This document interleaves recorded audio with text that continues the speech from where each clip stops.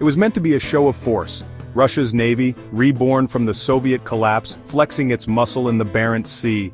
The world watched as the fleet assembled, a demonstration of power and renewed ambition. For the Russian people, it was a moment of pride, a sign that their nation was reclaiming its place on the global stage. The centerpiece, the Kursk, a nuclear-powered submarine, the pride of the Northern Fleet. Sleek, formidable, and equipped with the latest technology, it was considered unsinkable by many, a symbol of Russian engineering prowess.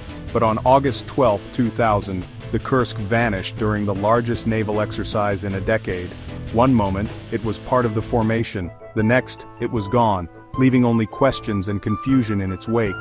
Seismic stations in Norway detected 2 underwater explosions, first small, then massive. The shock waves rippled through the water, hinting at disaster before anyone on the surface truly understood what had happened. The Kursk had suffered a catastrophic accident, trapping 118 sailors beneath the waves. In the darkness, the crew clung to hope, waiting for rescue as precious hours slipped away. Initial Russian Navy reports were vague, downplaying the disaster as a minor technical issue. Officials hesitated, reluctant to admit the scale of the crisis, even as evidence mounted. Families gathered at the base, desperate for news, but met only silence and secrecy. Their anxiety grew with each passing hour as rumors swirled and official statements offered little comfort. The world watched as the truth slowly emerged. This was no routine mishap, but a tragedy unfolding in real time. International media descended, amplifying the pressure on Russian authorities. The government, led by a new president, Vladimir Putin, seemed paralyzed. The crisis tested his leadership in the harshest way possible, as the nation looked to him for answers. The silence from the Barents Sea became a symbol of official indifference and bureaucratic failure. It was as if the cold waters themselves had swallowed not just the submarine, but the truth. The Kursk disaster was more than a naval accident. It was a test of leadership, transparency, and the cost of national pride. The loss resonated far beyond the military, shaking the very soul of the country. The fate of the crew and the anguish of their families would haunt Russia for years. Their grief became a silent protest, a reminder of lives lost and questions left unanswered. The silence would soon give way to outrage, questions, and a reckoning that echoed far beyond the Arctic waters. The Kursk's legacy would force a nation to confront uncomfortable truths about power, responsibility, and the human cost of secrecy. The Kursk was an Oscar II-class submarine, one of the largest attack subs ever built. Commissioned in 1994, it was a technological marvel, designed to hunt American aircraft carriers.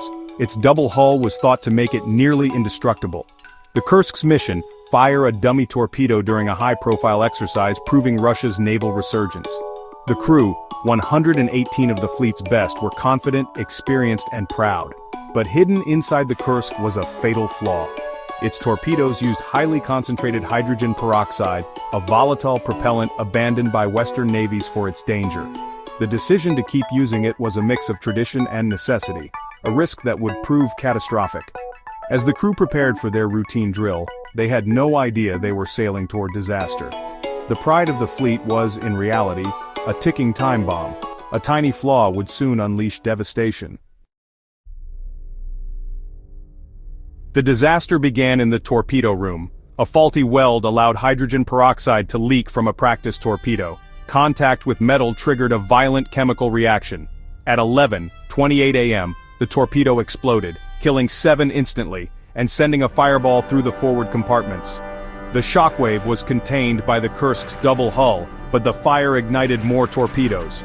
Just over 2 minutes later, a second, far larger explosion tore through the submarine. The blast was so powerful it was detected across continents, ripping open the bow and flooding the forward sections. Survivors in the rear felt the sub shudder, then silence. The Kursk plunged to the seabed, mortally wounded. In moments, the pride of the fleet became a tomb. The world above had no idea what had just happened below. Not everyone died in the initial blasts. In the chaos and confusion, a handful of men managed to survive the first moments of disaster, clinging to hope in the darkness. The Kursk's rear compartments, including the heavily shielded reactor section, miraculously remained intact, providing a fragile sanctuary for those who made it there. 23 sailors, led by Lieutenant Captain Dmitry Kolesnikov, gathered in the 9th compartment. their only hope for survival. They were cut off from the rest of the vessel, but together they tried to stay calm and organized. In darkness, with water seeping in and oxygen running out, Kolesnikov documented their ordeal in haunting notes. He wrote by the dim light of a flashlight, recording the names of the survivors in the passing hours. The men faced freezing temperatures, smoke, and the slow depletion of air. Every breath became more difficult as the hours dragged on, and the cold gnawed at their strength. Fires from leaking oil consumed what little oxygen remained, filling the compartment with deadly carbon monoxide. The air grew thick and toxic, making survival even more unlikely. Kolesnikov's final message was both professional and heartbreakingly personal. "It seems like there are no chances. Let's hope someone will read this." His words captured the despair and dignity of the trapped men. Above, the Russian Navy was only beginning to realize the scale of the disaster. Confusion and disbelief slowed the response, as families and colleagues waited for news. The survivors waited, hoping for rescue. Each minute felt like an eternity as they listened for any sign of help from above. But the clock was ticking down to zero. Time, their last enemy, was running out fast. No help would arrive in time. The world above was unaware of how little time remained for those below. The last men of the Kursk died slowly, not from the sea, but from the air they breathed. Their final moments were spent together, united in courage and silent farewell. Their courage and calm in the face of certain death would become a symbol of the tragedy. The world would come to honor their sacrifice and remember their names. Their story, preserved in a few pages, would haunt a nation for years to come, a reminder of both human vulnerability and resilience.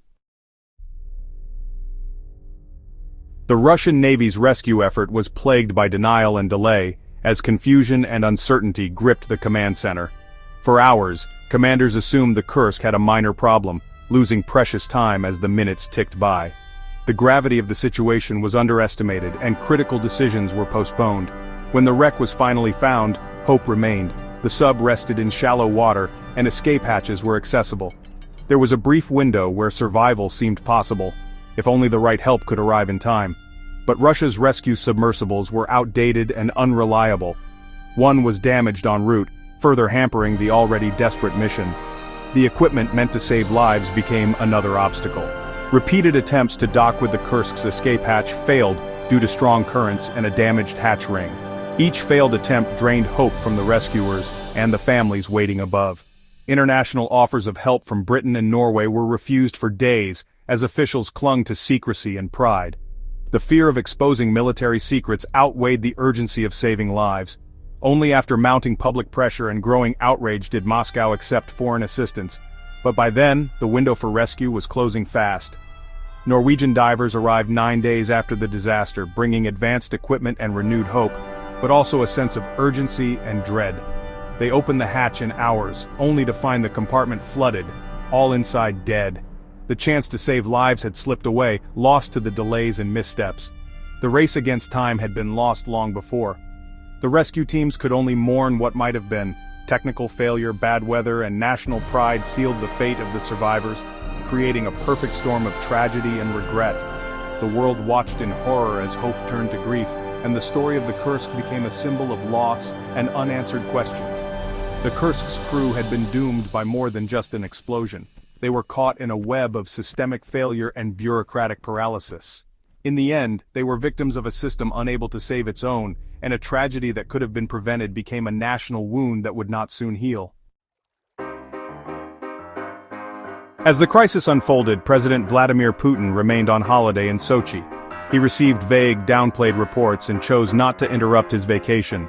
For days, as the rescue faltered and the world's media focused on the Barents Sea, Putin was absent. His silence became a national scandal. The public and families of the crew demanded leadership and answers, but got none. Putin waited 5 days to make a public statement, letting the military control the narrative.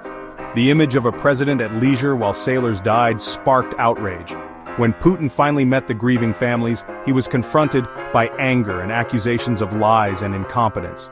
His response was defensive, blaming the media and failing to show empathy.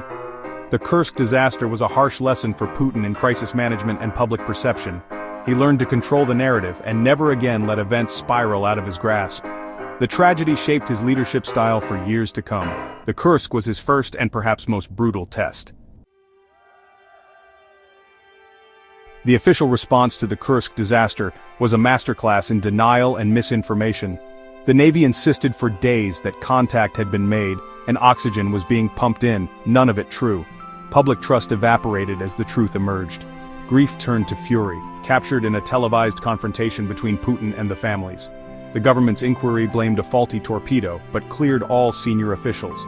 Many saw it as a whitewash, designed to protect the powerful. Conspiracy theories about NATO submarines were floated to deflect blame. The Kursk tragedy forced Russia to confront the decay of its military and the cost of secrecy.